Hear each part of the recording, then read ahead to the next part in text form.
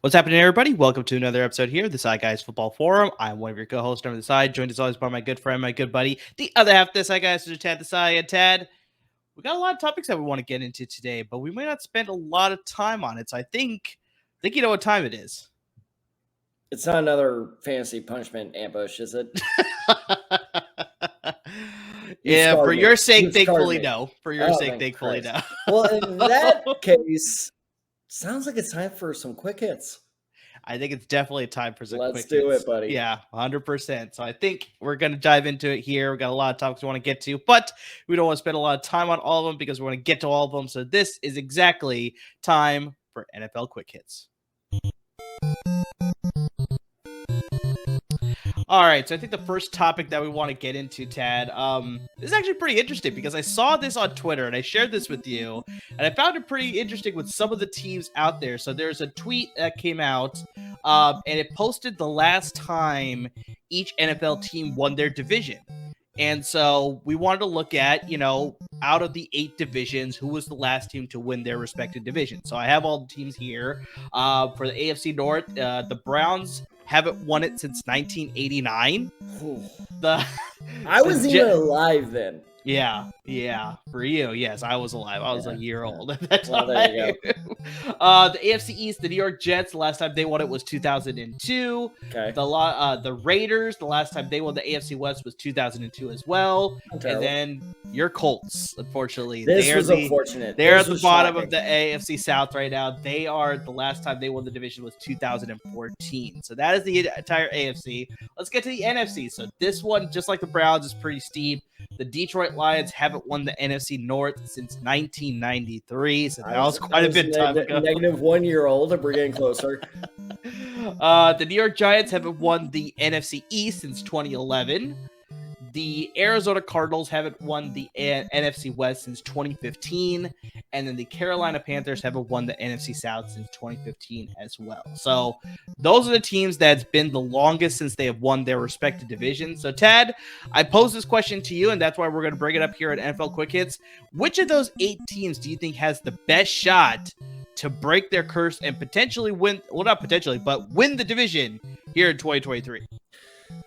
This sounds weird to say, but for the first time in my life, I think I'm going to see the Detroit Lions win their division because you look at what they did last year. They went 9-8. They only had 2 losses in November and December, so they kind of figured out the secret recipe late in the season. They figured out, okay, this is the best approach to the team, and this is the key, really didn't change all that much over the offseason. They really kept their core roster together, and what that usually means is they got better. They added Jamar Gibbs. They added Jack Campbell, and they also added another running back in David Montgomery. So the stronger side of the ball for them, the offensive side, got that much stronger. I think they addressed the holes in their defensive roster fairly well. I won't say they did a great job of it, but I think they did a good enough job where that side of the ball will improve.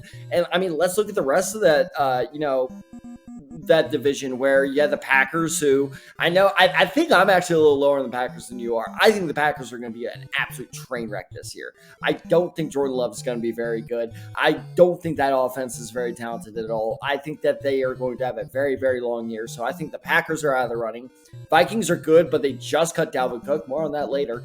So I think the Vikings are going to not be bad, but struggle a little bit more than they're used to. And the Bears are the true wild card. I could see the Bears being really good. I could see the Bears being just okay. It kind of depends on Justin Fields' development. So there's a time for the Lions to really take advantage of, timing and win that division is this year. So honest to God, if I had to take a pick and I had to take a pick of any of those teams on that list, I think the Lions are your best bet. They definitely have a good shot. We brought him up before. It's just, yeah, the NFC North has a lot of question marks. You already laid it out where it's just how the Packers going to do. They have Jordan Love at the helm now, so how's that all going to work out? He is going to be so bad, dude. I'm telling you. Minnesota's roster hasn't changed too much, but yeah, there's reports obviously that, like we talked about, we're going to get to Dalvin Cook a little bit later, but he has been released. They're looking for trade offers for Danielle Hunter. They trade away Zadarius Smith from their roster to the Cleveland Browns. So, I mean, it's like, yeah, they're clearly like moving in different directions, cost-cutting measures, whatever, so it could affect their team performance overall. And then, of course, you talked about Chicago Bears, where it's like they could be good, they could be bad, really just depends on how those pieces that they just acquired, both through the draft as well as through free agency, how it's all going to come together. So yeah, if the Lions have a good shot, this year is definitely probably their best shot before some teams sort of recollect into the next year in 2024 and sort of rebuild again, because yeah, it is wide open this year. I'm going to go to a division that's probably, Tad, I think the weakest in the NFL right now, and that is the NFC South. We've brought up this division so many times before now, and I think every team has a wide open shot, but this is a team that I brought up before when we did our episode talking about the over-under odds for team wins. I brought up this team, and I still think that I'm very confident that they could possibly win the division this year too, and that is the Carolina Panthers. So, I mean, you look at what they added. We already went through this so many times before, but you add Miles Sanders, you add Adam Thielen, you add Hayden Hurst, DJ Chark, obviously. So, I mean, they got some good pieces on offense. Obviously, on defense, they got Jeremy Chin and Brian Burns and J.C. Horn and a lot of great pieces on defense as well. But I think the biggest thing that I sort of brought up previously too, and I'm going to bring up again here, is that I am a huge fan of their coaching staff. I know it's sort of hit and miss with Frank Reich. Don't do the thing. I did the thing. Don't you do the thing. Yeah, I know you're sort of hit and miss on Frank Reich, but I like the staff that he built around him, where it's like, I sort of mentioned he's got Deuce Staley as his head coach, running backs coach. He's got Ejiro Evero of the formerly of the Denver Broncos, their DC. He was not the reason Denver was bad. No, he was one of the reasons that they were able to stay. I was just about to say, he's the only reason they weren't like 1-16. Thomas Brown comes over from the Los Angeles Rams, formerly of the running backs coach of the Rams. He's now their offensive coordinator. I mean, they got a lot of great pieces on that front, on that coaching staff, that will coach up this very young and up-and-coming team. So, and like I talked about, this NFC South is pretty wide open, so they don't even need a strong record to win the division. Like, I mean, Tad, we talked about this. The Saints, the Panthers, and the Falcons all tied at 7-10. The Buccaneers won the division at 8-9. So, I mean, based on how things have progressed for the rest of the division... I didn't even realize they had a losing record last year. Yeah, it was not all that great. How many? That's a good trivia question. How many losing records has Tom Brady finished the season with? I have to imagine that's the first. It's true. Honest to God, I have to imagine that's the first. So you look at that division from last year, and I mean, there's a lot of changes this year. I mean, just going around the division, you got the Tampa Bay Buccaneers, like talked about. Tom Brady's no longer there. They got Baker Mayfield under center now. They lost some changes on defense. So I mean, their offensive line still has a little bit of issues too. So we're not sure what team they're going to be.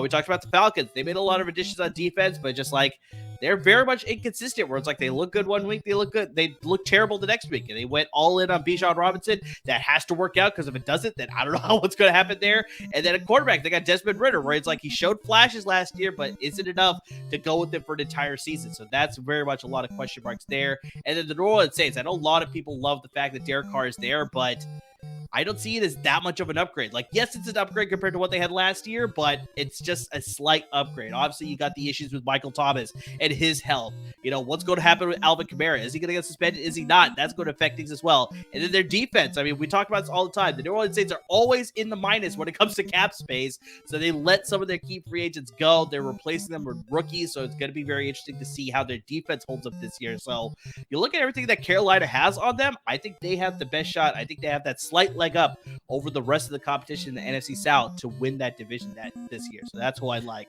to break the curse. I wouldn't say they have a leg up. I would say they have an even leg. Is that the way you say that? Something like that? Or the other legs are the same length? Yeah. That's actually a good question. Is that like an actual leg? Where does that saying come from? Anyway, all that besides the point is, I wouldn't say that like Carolina is like the favorite to win this, but I actually do agree with you. It is between Carolina and New Orleans, and New Orleans' success entirely depends, much like we were talking with Chicago and Justin Fields, on does Derek Carr make this transition well. If Derek Carr struggles with the transition, the field is wide open for Carolina because I again with me being lower on other teams, as it seems like more people are, more than some other people are. I don't think Atlanta is going to be that good. It seems like a lot of people are seemingly forgetting that Desmond Ridder is their quarterback. And I like Desmond Ridder. Don't get me wrong. I like him a lot, but I like him as like a solid backup for the next 10 years. I don't like him as like the franchise quarterback moving forward. So I don't think Atlanta is going to be all that good. Buccaneers, unless Baker or Kyle Trask, and from all the reports I've been seeing at minicamp, neither one of them have been looking all that good. So I think the Buccaneers are headed for a little bit of a train wreck here. So I think it is entirely between Carolina and New Orleans. It's just which one stumbles, not necessarily first, but which one stumbles more. So, I think Carolina is absolutely in the running, but it's not a gimme. But no, Carolina, I think, is going to surprise a lot of people this year. Exactly. So let's get to our next topic here, Tad. We're sort of teasing it already with Dalvin Cook. And so we're going to talk about some big free agents that have been recently released by their team. And so it's curious to see where they're going to land. So, I mean, let's start with Dalvin. So let me talk about this. This is why Chris Paul needs to become a member of the Miami Heat. We're sticking to the NFL. We're not talking about get Kyle Lowry the hell out of there. We're going to stick with the NFL. We're not going to touch the NBA just yet. Maybe later in the year. But let's go with Dalvin Cook first, since we already brought up his name. So, I mean, Tad, he was just recently released by the Minnesota Vikings. It seems like they're going in a cheaper alternative. But honestly, Alexander Mattison, I think, is a good replacement on the cheap. And then we also both talked about Dwayne McBride, the rookie that they just drafted. His fantasy value just skyrocketed big time. It certainly did, but we very much like the skill set that he brings as well. So now you're going cheaper with both those two running backs instead of going with a higher priced option in Dalvin Cook. So you look at that option. I think the running game should be fine. Maybe take a slight hit, but I don't think it's anything too significant in my book. I'm not sure. Honestly, though, Tad, this was very interesting because we were trying to figure out where these where Dalvin Cook would land. And honestly, I was looking at a bunch of depth charts for the NFL, and I feel like with the draft and everything, and with free agency, I feel like a lot of them got filled up. So I didn't really see that there were too many glaring weaknesses for a team that they needed to get a high-profile running back in Dalvin Cook.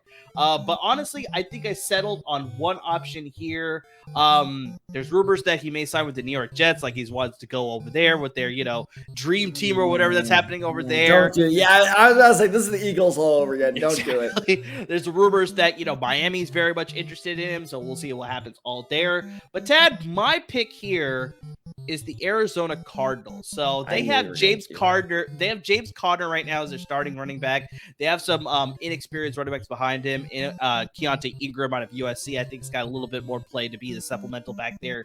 But the Cardinals are going to be without Kyler Murray for at least half the season, if not longer than that.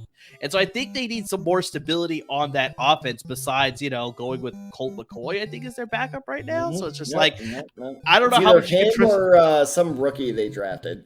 It's possible. Oh, they drafted a Clayton Tune, if I remember correctly. That was it. Yeah, you're absolutely right. So, regardless, just both those guys are not instilling a lot of confidence in that offense, right? As much as I like Clayton Tune, he was one of my favorite rookie quarterbacks coming out as one of those lower second-tier guys. But regardless, I don't know if I have a lot of faith in either of those guys to lead this Cardinals offense to be very competitive. That's why I think they maybe want to lead more the running game. So we're citing Dalvin Cook to pair up with James Conner. I think that would be a more, formidable piece of that offense to make defense is a little bit more worried. Then you can sort of dink and dunk with your quarterback, whoever it is, whether it's Colt McCoy, whether it's Clayton Tune, whether it's somebody else there. You also have to remember, Tad, that James Conner has a slight injury history. Like, he's not always able to stay on the field consistently. So he missed 4 games last season. And also, Tad, not only just his injury history, but he had a sensational 2021 season. But then last year, he sort of completely crashed back down to earth. That's the worst part. It wasn't even like this, deep, all the way down for our podcast listeners who were motioning down with our hands. Motioning our hands but down. It was this. It was like a roller coaster. It was a little bit of a roller coaster. Up and down. He had some really good weeks, and then he would blow up for 14. I remember because there were weeks where I was like, I gotta trade for this guy. And the next week he had 3 points. I'm like, ooh, thank God I did not trade for that guy. And it was just it was so he was the personification of the Cardinals offense last year. It was some weeks they looked awesome, and then other weeks it was I wouldn't touch that with the 10-yard stick. Partially because they can't get 10 yards. Yeah, we'll see how successful their offense is. But just, yeah, you add a piece like Dalvin Cook, I think that's going to bring more credibility to this offense. James Conner, like I said, I think, like you said, you got that roller coaster motion with him where it's like he looked good at times, he looked bad at times. But overall, it's just like we're getting more of the reality as opposed to, like, the dream scenario that he had in 2021. So it's like you get more production with Dalvin Cook. You pair that up with James Conner.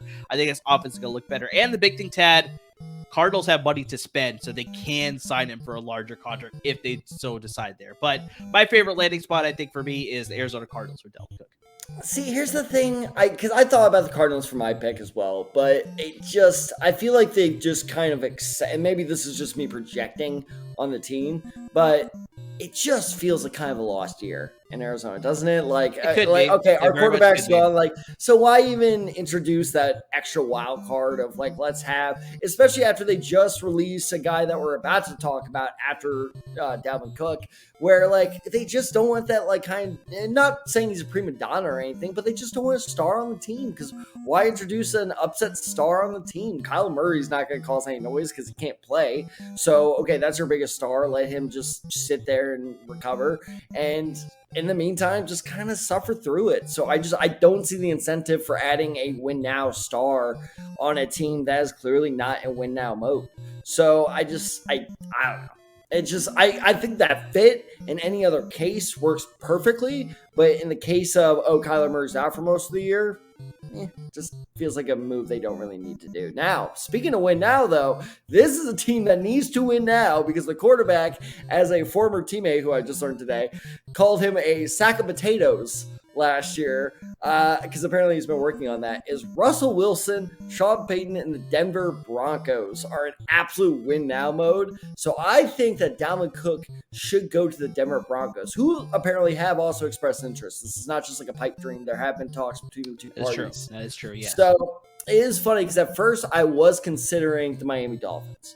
And then I really looked at the Dolphins depth chart, and I am not saying that these guys are as good or better than Dalvin Cook, because they're not. And I'm not an idiot in most cases.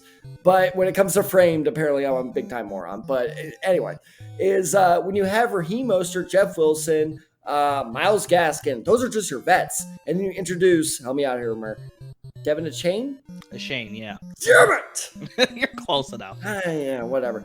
But all that, if you had those three vets and then you took on Dalvin Cook, okay, I can see that. But with Achane, yep, there you go. Okay, there we go. Second time's the charm.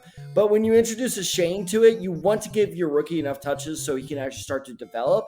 I think introducing Dalvin Cook, that is the definition of, wow, I actually didn't even do this on purpose. That is the definition of too many cooks.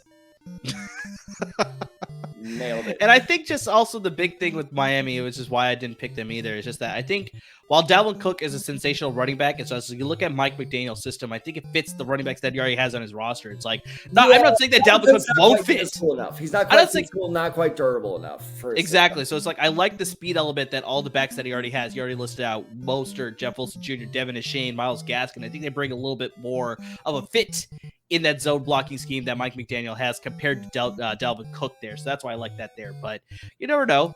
It could possibly happen. It could. And honestly, if you... damn it, I should have looked up the odds before we started recording. But maybe I'll do that separately. But I think the Miami Dolphins probably should be the betting favorites to land him, because it does seem like they are very enticed by him. Mm-hmm. But I think Denver, with Javonte Williams' injury, I know they signed Samaje Perine, but I mean, Dalvin Cooks is an obviously better version of that. So I think, because even when Javonte Williams comes back, we're not sure if he's going to be the same running back. I know a lot of them have come back and been the same back, but that's a pretty good insurance policy in Dalvin Cook to have. And let's not forget Sean Payton. We saw with his work with Reggie Bush. We saw with his work with Alvin Kamara before he started becoming like a hitman, beat up people person, that he made both those running backs work. So I think, don't shake your head. He beat up that guy. That has been proven at this point. That's why I'm shaking my head, that he had to beat up people. Yeah. That's why I'm shaking my head, not at you. Yeah, Vegas was an interesting choice for the Pro Bowl. But Sean Payton has proven with dual threat running backs, he can make the most out of them. So it's just, I don't know, it's one of those pairings that just seems great. Dalvin Cook needs a little bit of a, career revival, and Sean Payton needs help right now. So it just, honestly, I think Denver is both of their best bets right now. No, I very much like the Denver pick. I think just the biggest thing is just when Javonte Williams comes back, it's just like, is he going to be the same guy? We just don't know. And Samaje Perine, as good as he is, he's more of a supplemental piece. He's not that starring role type of running back. So you get Dalvin Cook, you add him into that backfield. I think he's going to give you a lot more assurance as far as being able to run the ball there in Denver. Because, yeah, Sean Payton, as much as he likes to air it out, he does like to run it. Exactly like you said, where it's like he had Mark Ingram, he had Alvin Kamara, where it's like he was able to establish the run. That's how his offenses were able to be a little bit more creative and more effective, because he was able to instrument that sort of running game element into the offense as well. Then obviously you pair him up with Drew Brees and Marcus Colston, Jimmy Graham, and all those guys. That's why they got so much better, right? But just, yeah, having that sort of that running game, being able to establish that, I think Dalvin Cook would fit in perfectly. Okay, so thank you to our friends at Bet Online who had given us odds on Dalvin Cook's next team. There's one team I did not even consider in here. This would be interesting. So, the current odds-on favorite, as yours truly guessed, was Dolphins at plus 100. Makes sense. Jets at plus 250. The Bills at plus 500 would be interesting. Not sure they can work out those finances. Yeah, I don't think so. Here's the interesting one. The Bengals at plus 1,000. Something to consider. Cowboys at plus 1,000. Patriots at 1,400. The 49ers at 1,400. That'd be funny. The Ravens at 1,600. And the Eagles at 1,800. Interesting. So, all right. So as you're on the Bet Online website, I think let's pull up the odds for our next guy that we want to bring up, and that's DeAndre Hopkins, who obviously in the news a little bit more because he's been in talks about possibly being traded. He eventually is going to be released here by the Arizona. Well, not eventually. He is released by the Arizona Cardinals now, so he's no longer a member of the team there. So, I mean, as soon as he released, I mean, you saw a flurry of teams that were potentially going to be interested in him. You got the Browns, you got the Bills, you got the Chiefs, you got the Patriots, and possibly even a reunion with the Houston Texans. Some teams have already sort of removed themselves from the sweepstakes for DeAndre Hopkins. The Cowboys said they're not interested. The Lions said they're not interested. The Jets are not interested. The Giants and the Jaguars are also not interested. And then, Tad, you kind of already brought this up with the Bills with the recent signing of Leonard Floyd. They just do not have the cap space to go out and sign DeAndre Hopkins. I'm pretty sure he wants a pretty hefty deal, even if it's only for a short-term period with his new team. But I don't think the Bills will be able to afford him. I'm hearing some reports that the Chiefs are probably going to be out on him as well. So we'll see about that. But, Tad, this is interesting. He is set to meet with the Tennessee Titans on Sunday. I saw that. They definitely need the help. I think that's for sure. Yeah. They need the help by a wide margin. They need the help at the receiver position. But it's interesting, Tad, because Mike Vrabel actually said when he was released, well, DeAndre Hopkins, that is, obviously, he was not interested in possibly signing him. He's like, he was pretty comfortable. Oh, so you think that's like a front office thing? Kind of. It could be. And obviously, you know, they're bringing him in. They're obviously going to test him out. They they're just going to keep hammering this home, but they need the help in the receiving department. All they have is Treylon Burks right now, and my guy Chiggs Okonkwo at the tight end position. Of course, I had to bring it up for you, Ted. But honestly, I think my favorite fit is a reunion with the Houston Texans. I honestly look at that team, and it's like they're a very up-and-coming team. They're trying to rebuild. It's like DeAndre Hopkins probably wanted to stay at Houston. It wasn't his fault that Bill O'Brien was an idiot and decided to ship him off for a second-round pick, right? So, I mean, I think a reunion with Houston... Can we just say, what a terrible trade for both teams now, in hindsight? Like, both teams somehow royally fucked that up. Because, like you just said, the Cardinals got James Conner, got rid of David Johnson. Yes. Introduced James Conner. That didn't really work out all that well. Houston got David Johnson. That didn't work out well. Damian Pierce is now their running back. Like, who benefited from this trade? Like, how? I don't know. It's just, dear God. Anyway, sorry I interrupted, but keep going. No, it's all good. So I like him re-signing with the Houston Texans. Very similar to the Arizona Cardinals. They have a lot of cap space, so they can afford to sign DeAndre Hopkins back. As of right now, they have Robert Woods as their only veteran option. They got a lot of hope for Nico Collins to possibly break out for them. They signed one of my favorite receivers in this year's draft class, Xavier Hutchinson, but he's still got a lot to develop, so he's definitely not going to be starting material anytime soon. So you add DeAndre Hopkins back there, sort of a reunion, a homecoming. You give CJ Stroud another veteran piece of that offense to help him develop further in the NFL, obviously, as he's coming in as a rookie. I mean, as a rookie quarterback, you could use all the help that you can get, and why not get some insane help in DeAndre Hopkins? Because he showed he could still do it, even with the suspension that he had last season. He's able to come back. He was still looking really strong. He did suffer some injuries at times, so he wasn't as healthy as maybe he is, because he is getting up there in years, but I do very much still like DeAndre Hopkins as a playmaking threat on the outside. I like the reunion with Houston. Here's your one big problem, though, is you're forgetting on some Who Gives a Shit podcast. The Sci Guys is much better, so you're the smarter listener. But on some Who Gives a Shit podcast, he said there are a couple things he's looking for on his next team. He's looking for consistent management. It was either consistent management or consistent coaching, one of those. Mm-hmm. But he said basic consistency. He wants consistency in the higher levels of the franchise. He wants to be on a contender, and he wants to get paid, and he wants to have a good quarterback. You got none of those with Houston. Maybe you get paid. Maybe you get paid if you go back to Houston. So I get your thought process there. If he was a younger player, a younger superstar, 100%. I think that would make absolute sense because, let me help CJ Stroud along in about 2 or 3 years. We'll be Super Bowl contenders, and I'll be the guy that brought CJ Stroud there. That feeds a lot into a guy's ego. He's above 30 now, so he's running out of time. I don't think he has the time to do that anymore. So had this happened, 2 or 3 years ago, I'd buy into that. But for now, I don't think so. So I'm actually going to go, with a former Houston teammate. I think he should go to Cleveland, where he can skip that whole I need to get used to this quarterback. No. He and Deshaun Watson, look, they both may be douchebags for very different reasons, but they are both very good. So they skip that whole phase of I need to get used to my new quarterback. They already have that chemistry built up. Yes, they might have lost some of it, but won't take long to get back. He's with I'll say quasi contender. We don't know how good Pittsburgh's going to be. Baltimore, if Lamar's healthy, Baltimore's hard. If Lamar's hurt, not that tough a team to beat. And then Cincinnati is good, but tends to be kind of inconsistent. So Cleveland does have a shot at the division title. And then, like I said, you get Amari Cooper there, so you get enough attention off him. He's not just the only weapon there. You have Nick Chubb, who, by the way, I don't know if you read this article, but Nick Chubb is all in on the Browns this year because Jim Brown, right before he he's honoring Jim Brown with this upcoming season. So it's RB1 through the roof. The second I saw that, my first thought was, if he's there when I pick him first round, I'm taking Nick Chubb because 5,000 rushing yards and 50 touchdowns. Yeah, it's coming. It's coming. Destroy.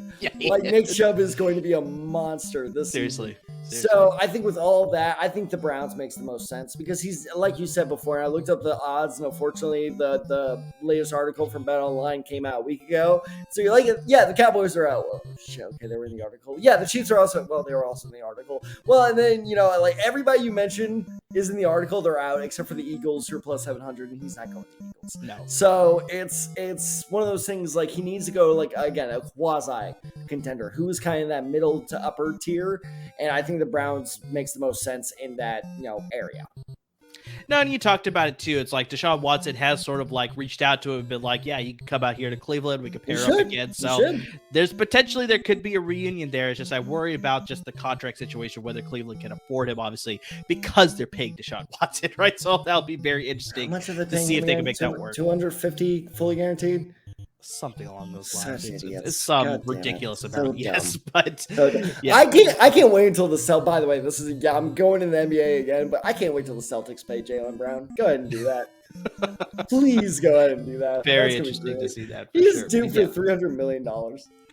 But yeah, honestly, Jaylen Brown will be higher paid than Deshaun Watson. Just process that for a second. Yeah. Well, NBA contracts are a lot different than NFL contracts, right? Yeah, so But yeah, definitely make sure you stay tuned. Obviously, when Dalvin Cook and DeAndre Hopkins both sides of their new teams, we'll definitely give you a fantasy spin with both of those guys for sure. So make sure you stick around. Especially Dalvin Cook. That'll be a very interesting fantasy. Make sure you stay tuned for that episode whenever it drops. But speaking of fantasy, Tad, let's sort of get to our next segment here, and we want to talk about our favorite fantasy sleepers. So obviously, as we get further along in the summer, we'll get deeper into fantasy football. We'll give you a lot more sleepers and some busts and some breakouts and all of that. But let's sort of give the viewers and the listeners a little bit of a tease. So who's a guy that you like as a sleeper, as of right now, sort of a little bit of a taste as far as what could be coming later in the summer?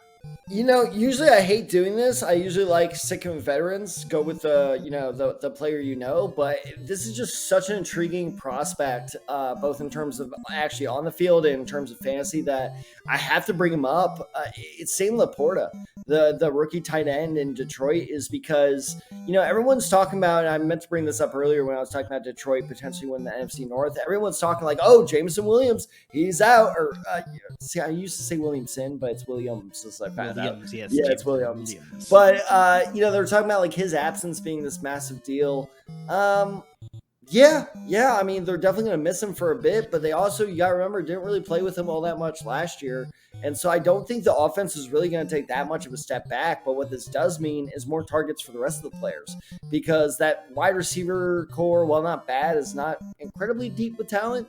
So I think that just naturally, especially the way Jared Goff plays, where, he tends to play the short game. I think that's why he didn't really work in McVay's system. Jared Goff does not like to air it out deep on a consistent basis. Not saying he can't do it. Not saying he can't do it before Detroit Lions fans start screaming at me, because I know he had a couple shots to St. Brown down there, which were really cool. But on a consistent Your dad basis, included. Yeah, well, hence notice how defensive I got so soon there. This has happened before. So I'm not saying Jared Goff cannot air it out deep. I'm just saying he doesn't like to do it that's not his style. Every other play. Yeah, exactly.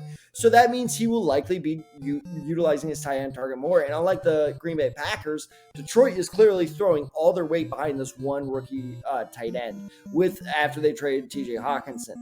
So I actually really think Laporta, while he will not be, like a guaranteed top 5 tight end, I think he will be able to provide a lot more consistency at the tight end position that a lot more players can get you.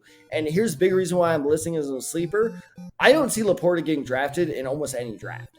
So he is a guy that in the first couple weeks, you wait till whatever player you do draft busts, because every year you draft one guy, you think, oh, this is a sleeper, he's going to bust. It sucks. You hate it. Everybody hates it. It happens to everyone.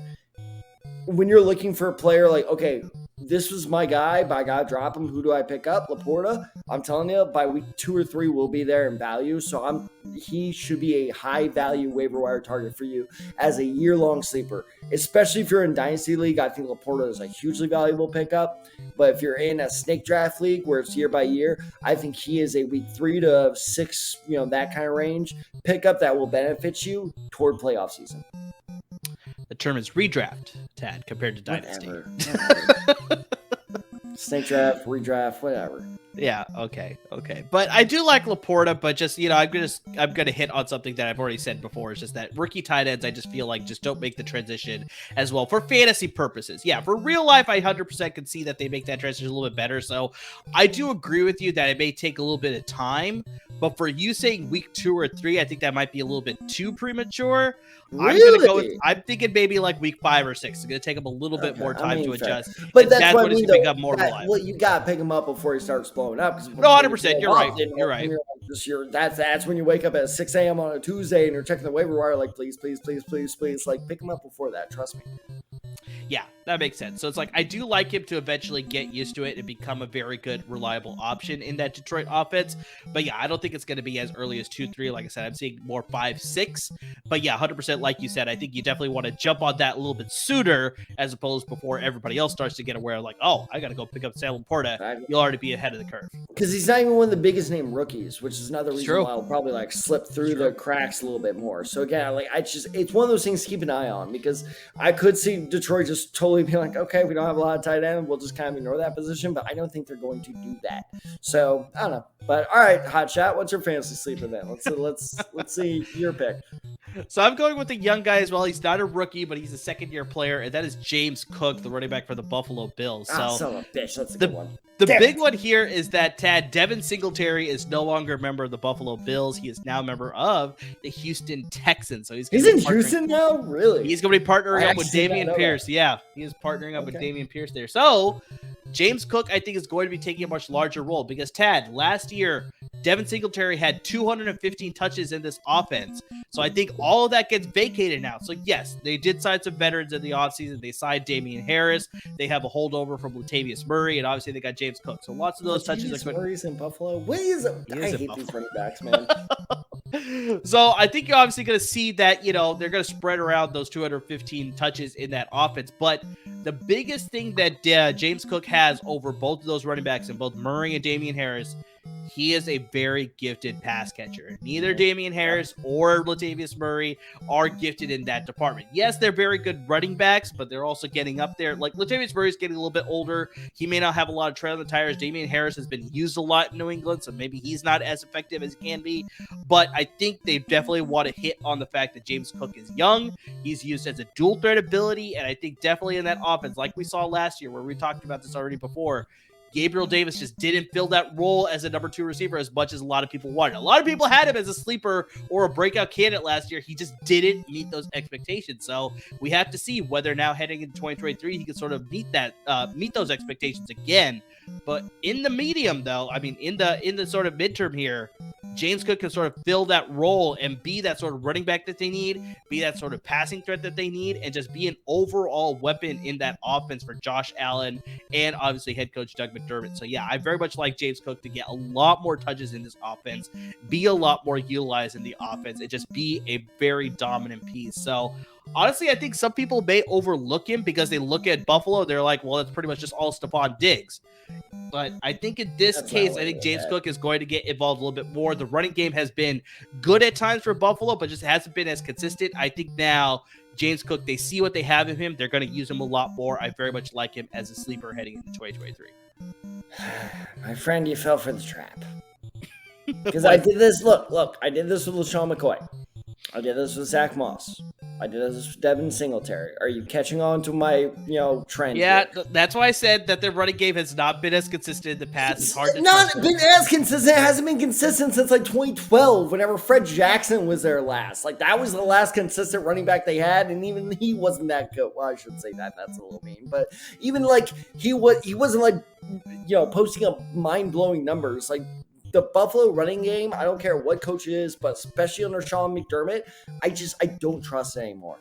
It has just broken my trust too many times. So while you're absolutely correct that James Cook will get a lot of touches, I'm just convinced that like no running back is really built to truly excel in the system, especially fantasy-wise. I think they're just meant to be there to shake things up, but in terms of really being a fantasy star and posting like these mind-blowing numbers, I'm just convinced that this offensive system does not have that.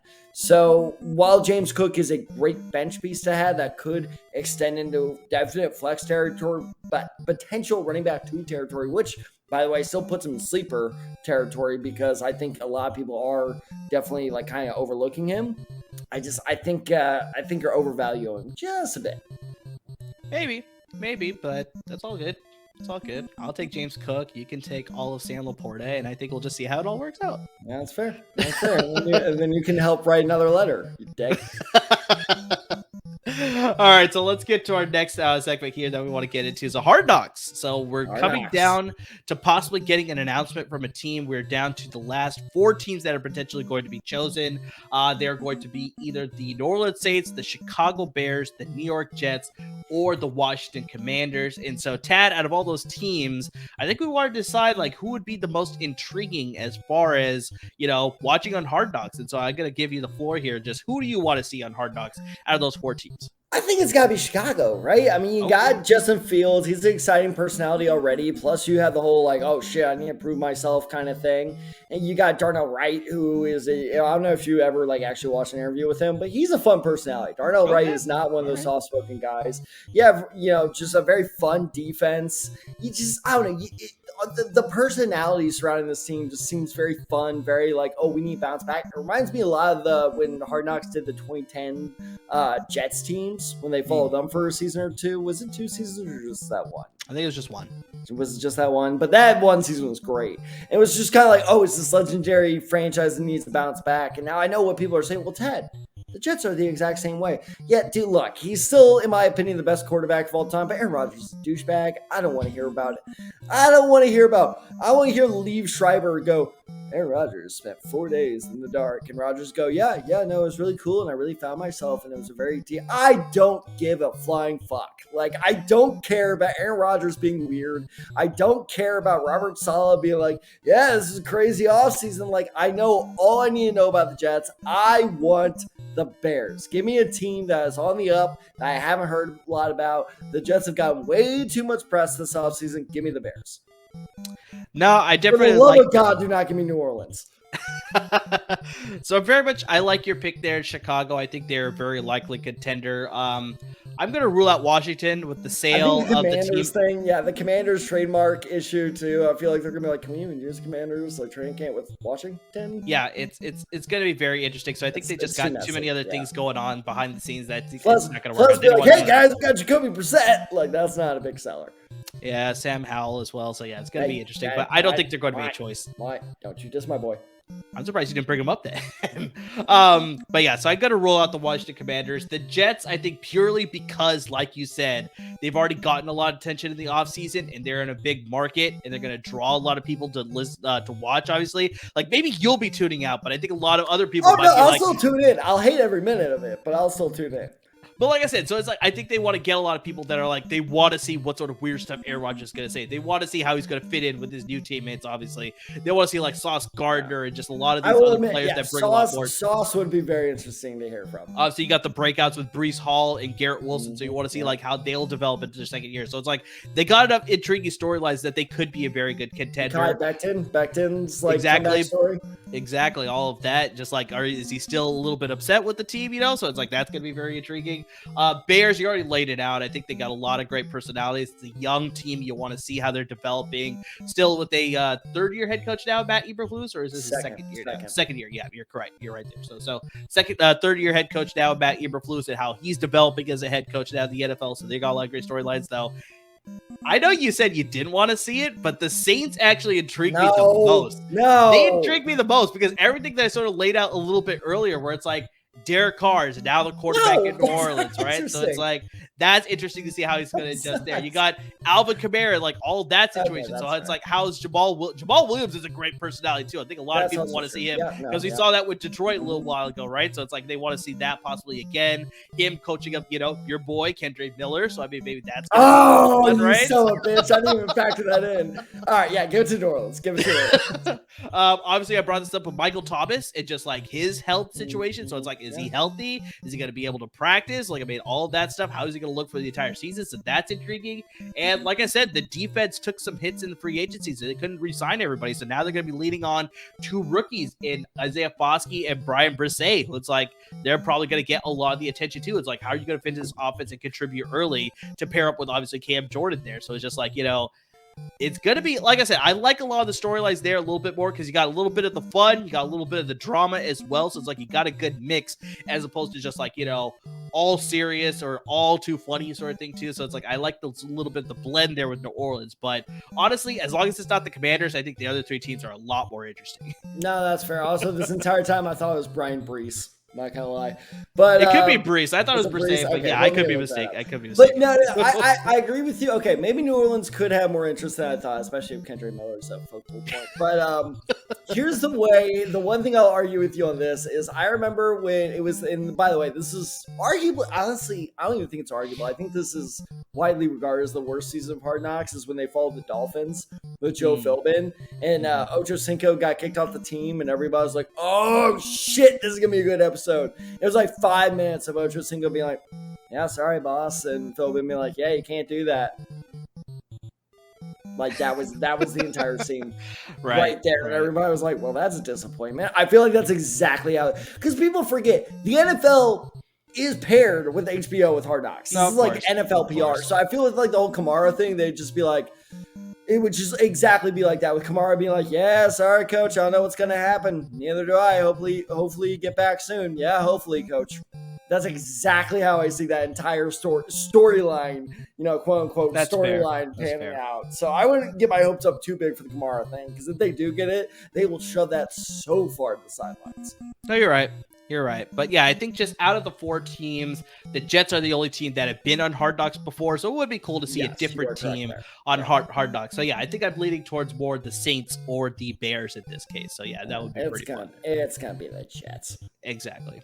So Tad, I think we saved the best segment for last. All right, let's do it. It's going to be a non-NFL topic, obviously, because I know we able to NFL quick hits, but yeah, this one I think deserves a little bit more discussion here. Me and you India are both big Marvel fans. I am a huge Spider-Man fan. You're a Captain America guy, right? That's your. No, hence my cat's name, Cap. I know, just making sure. Yes, I tend to be more reminding the viewers and the listeners exactly. Hey, your boy stole my boy's shield, but it's okay. But yeah, we definitely had to discuss the newest Spider-Man movie that just came out, Spider-Man Across the Spider-Verse. And I mean, I saw it and I was just blown away by just how good it was. Like, I mean, the storyline was great and just the soundtrack was amazing. And lots of the animation scenes were great. And just like, it was just so good on so many levels. It just like took what the first movie had, it just upped it by a little bit more. It was just like fantastic across all fronts. I was just such a huge fan of it after I left the movie because I watched it pretty late at night and Tad was already asleep, but I had to text him my reaction. He texted me at 2:30. I'm not even joking. He texted me at 2:30 Central Time in the morning. And I woke up just, oh, wow. And I woke up it was just wow. Yeah, it was just a bunch of dots and it said wow. Yeah. I woke up at 8 a.m. with wow. And I was like, oh, fuck, what happened? Like, it took me a little bit to be like, oh, it's the movie reaction. Oh, that's good. And I went quickly right back to bed. Yeah, but just I love the movie. It's so fantastic. So Tad, just what were your thoughts on it? Yeah, I mean, I'm right there with you. You and another friend of mine, you guys really hyped it up. I was a little worried, honestly, that I was going into it with a little too much hype, but it really did live up. And you know, Amr, I've had a couple days now to sit and think on it. And I think I found a perfect comparison for it. You ready for this? Let's hear it. It is the Two Towers of Spider-Man. Because you had the Fellowship of the Ring, which was a very good first movie in the trilogy. It was. Very good. But, you were like, okay, I still want to see more. And then you get the Two Towers, where Two Towers is a great movie. Don't get me wrong. Honestly, it's probably my favorite Lord of the Rings movie. But, like, it's very much like just setting up the third. They do a great job of it. And how do they do a great job of it? About half the movie is this giant-ass battle. Which is the same thing, again, no spoilers, but it's about the same thing for Across the Spider-Verse, where about half the movie is just this giant-ass battle. So you get this giant-ass battle, an entire movie that's just setting up a great third movie. So it's like, I feel like it's the two, like, go into this movie expecting the Two Towers of Spider-Man movies. Like, that is the expectation I can give you, because it is so good, it is so funny. This is a bit of a spoiler, but I've been cracking, I almost texted you this morning, I found it on YouTube. There are several segments with a Spider-Cat, which are very relatable. So, like, the Spider-Cat was great. They have a very, like, moody Spider-Man played by Andy Samberg. It's just, that's all a giveaway, but it is such a good movie. Very heartfelt. The voice acting, like, Oscar Isaac is, like, cemented as one of my favorite actors of all time now. Like, it is, the animation choices. And that's the funny thing, too, is I was kind of thrown off by the animation. More so in the first than the first one. Because the first one, I was like, oh, this animation is really cool. This time around, I was like, man, they took a lot of weird choices here. And, like, some of it I loved, some of it I didn't love. But then I realized I'm glad they did, because I get a lot of crap from my friends for being a Marvel fan. They're just like, how can you take the same movie and again and again and again? And this is, not really all Marvel. It's Marvel and Sony. But this is a superhero movie willing to do something different. Yes. And they went for it, and it was cool, and I was glad to see something different, to the point where, legitimately, once I get my paycheck next week, I'm going to go see it a second time so I can catch all the things that they did differently that I missed. And I want to see it on the big screen. I am so glad you convinced me, because I was going to watch it somehow online, potentially legally or illegally. But you were like, you and my other friend were like, no, you need to go see it on the big screen. I'm so glad you guys did that. It is a great movie. Even if you're not a superhero fan, you will still enjoy the movie.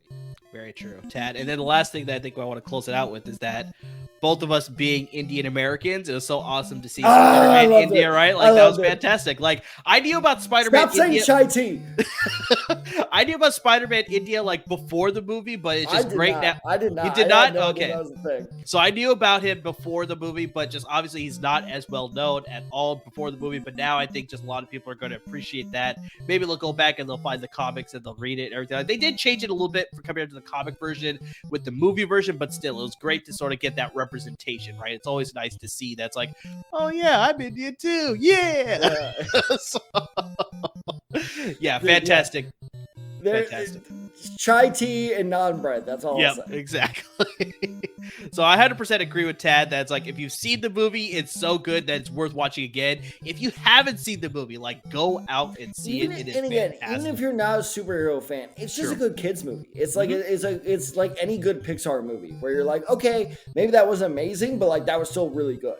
So I promise you, even if you're not into superheroes, go see this movie. It is absolutely phenomenal. Exactly.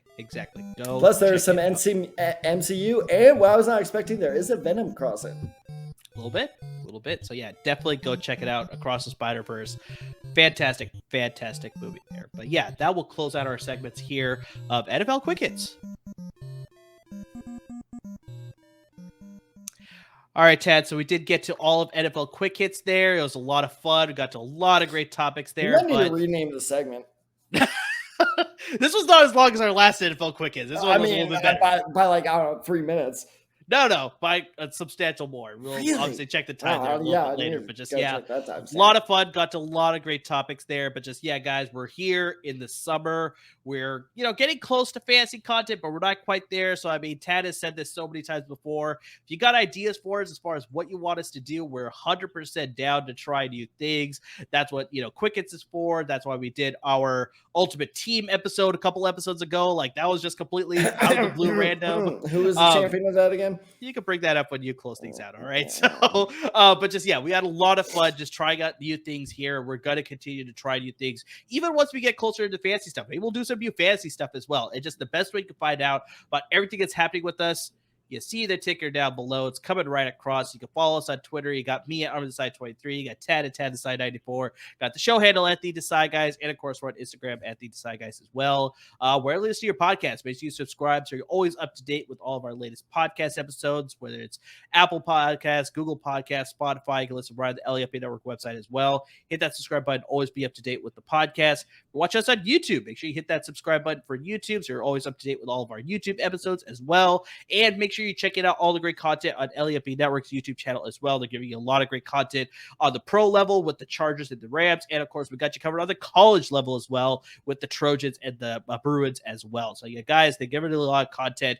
We're giving you a lot of great content. You can find us on LAFB Network's website as well with some articles that we're possibly going to be thinking about dropping some during the summer as well. I know we keep teasing it. Eventually, we're going to get to it, but definitely in season. We're talking about it. Talks have progressed. We can talks have progressed, 100%. We can promise you that. Exactly. And definitely in season, we got you covered with articles when it comes to waivers and, who you should pick up and who you should trade for and all that stuff. So in season, 100%, we got you. Summer, like I said, me and Tad, we're still figuring it all out. We'll get you some great articles and some great content as well to get you set for all of your drafts for sure. But guys, I mean, however you're supporting us, whether you're watching us or listening or interacting, I mean, just anything and everything in between that you're doing to support us, guys, we really can't thank you enough. And you know what? I'm going to throw something else out there. I know we were, I was like, Latavius Murray's a Bill. Is he a Bill? Where is he now? He is a Bill. Okay, so yeah, Latavius Murray's a Bill now. You know what? We've done game shows in the past. Let us know what game show is your favorite. Because I'm always down for more game show, episodes. And I'm not going to lie, guys, they're pretty easy for us. Because it's just like, that's just fact checking. So if you guys want us to do game show episodes, and I'm not even joking, like we have talked about, okay, what we do for this summer's online article series. And that's just me and Amir talking. We want your guys' opinion in those conversations. You just have to get them in there. So be sure and do not be shy to inject your voice of, hey, here's what I want you guys to talk about. Here's what I want you guys to write about, because that's what we want to do to make you guys happy, because without you, there is no us. So as always, everyone, thank you so much for listening. Thank you so much for watching, and please stay safe.